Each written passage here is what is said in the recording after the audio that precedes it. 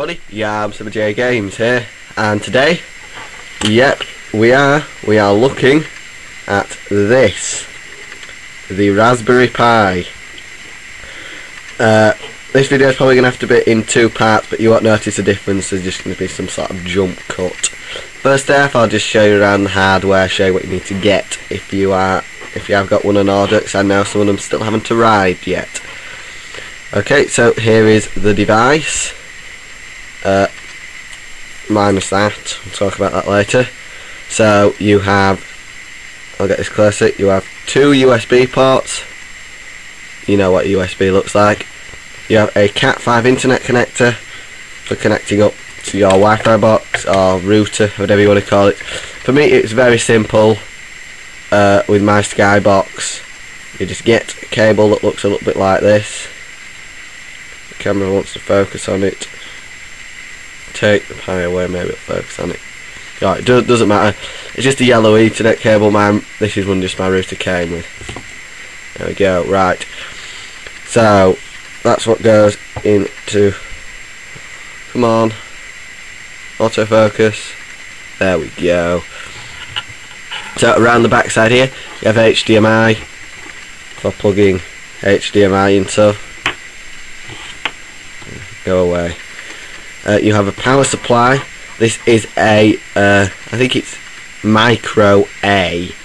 So Samsung phones come with it. This is a Samsung phone charger.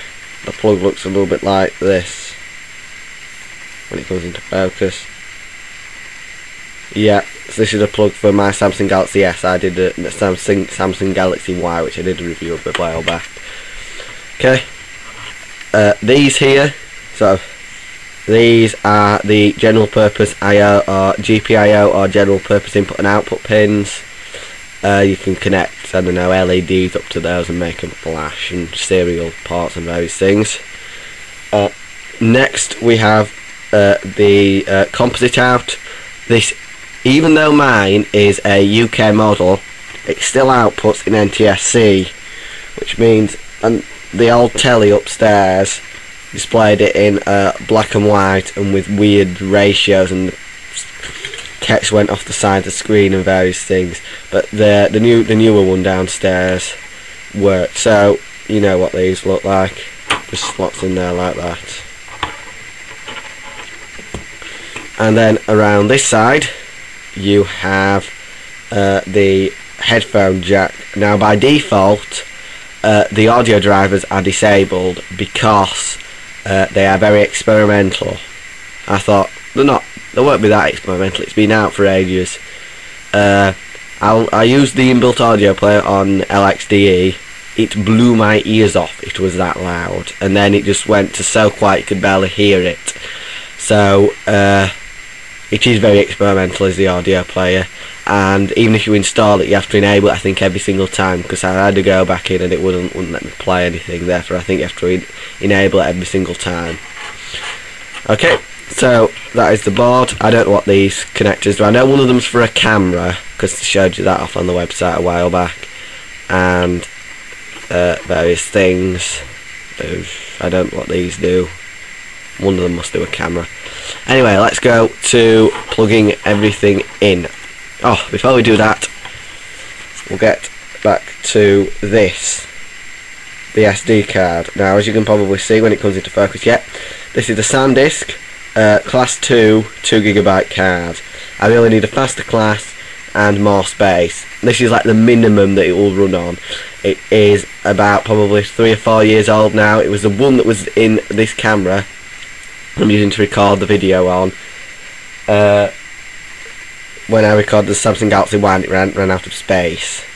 I bought a Patriot 10GB 8GB class 10 card that on the website was listed as working.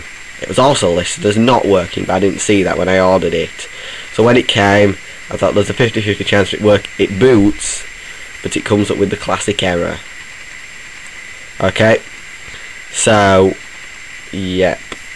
So that plugs in at the back here with the slot. If you can see, there we go. It just slots in. I don't know if you can see, but it needs to make those two little pieces of metal there need to make contact, which was a problem I had when I first booted this.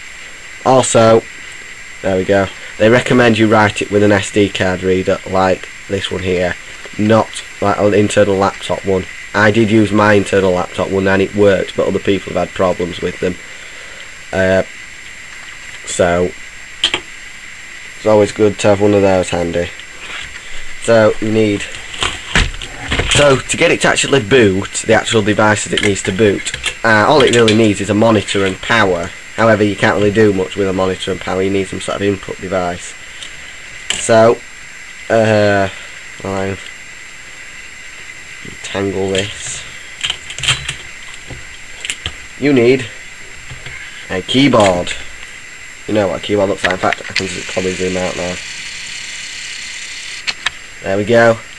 You need a keyboard like this one here. That can go there. Okay, so that goes into one of the USB ports. You probably guessed that. This is just like a beginner's guide to it. A very beginner's guide for like kids, what it's aimed for. Anyway, you get out of a mouse. This is probably one of the cheapest mouses in history. It feels light and awful. If you plug that in, you may be wondering, well, what if I want to plug in things like, I don't know, a USB drive or other things? Well, then you get a hub like mine here. So what this does is unplug one of the USB ports, plug in the hub,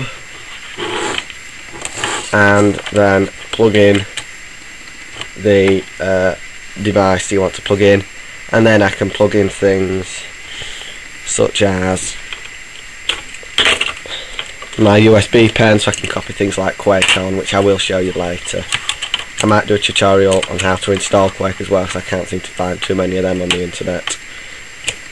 And I also got Transport Tycoon on this as well.